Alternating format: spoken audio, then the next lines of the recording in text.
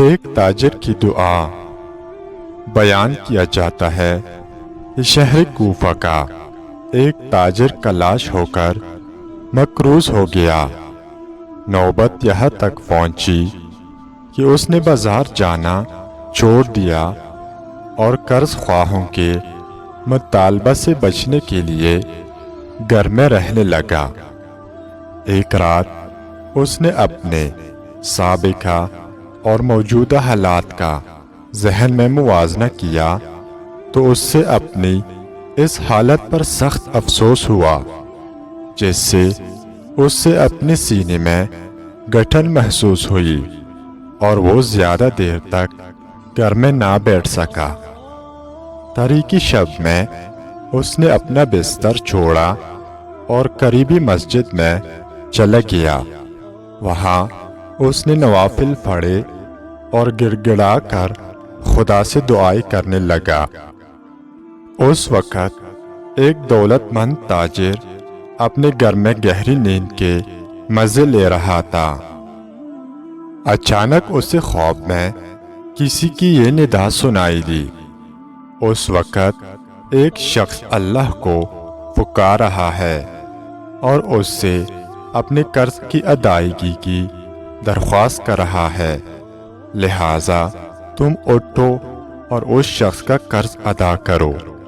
یہ آواز سن کر وہ تاجر اٹھا۔ اس نے وضو کیا، 2 رکعت نماز پڑھی اور کہا کہ خدایا، میں دکھی انسان کی مدد کروں تو کیسے کروں؟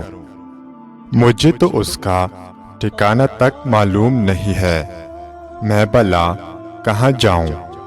یہ سوچ کر وہ دوبارہ سو گیا۔ کچھ دیر بعد اسے خواب میں یہی آواز دوبارہ سنائی دی۔ وہ اٹھا اور پریشان ہو گیا۔ تیسری بار اسے وہی آواز سنائی دی۔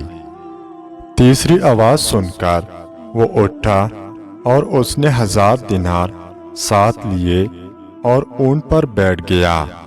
اس نے اونٹ کی مہار چھوڑ دی اور کہا، جس خدا نے مجھے نیند میں ایک آدمی کی مدد کا حکم دیا ہے، وہی اونٹ کو اس کے ٹھکانے پر بھی لے جائے گا۔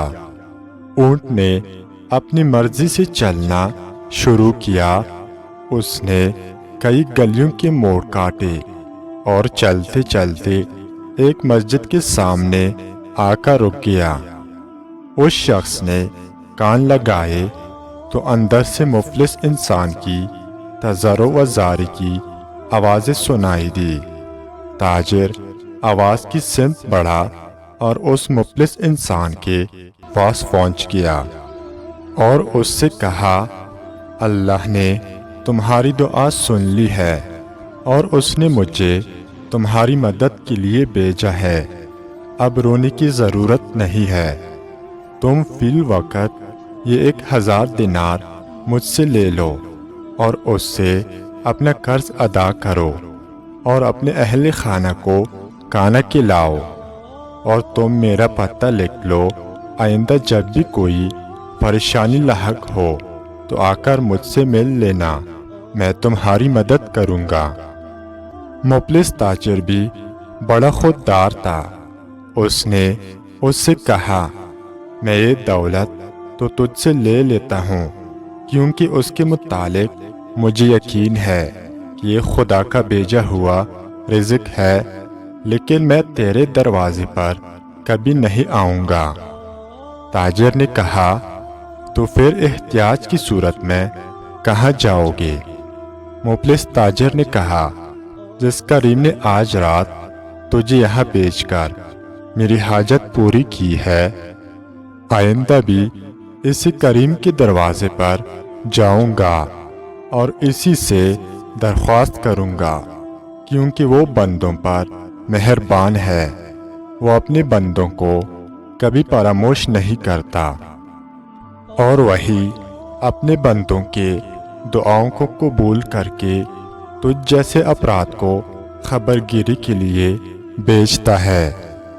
آپ تمام دوستوں سے گزارش ہے کہ ویڈیو کو لائک کرے اور کامنٹ سیکشن میں اپنا جواب ضرور لکھیں۔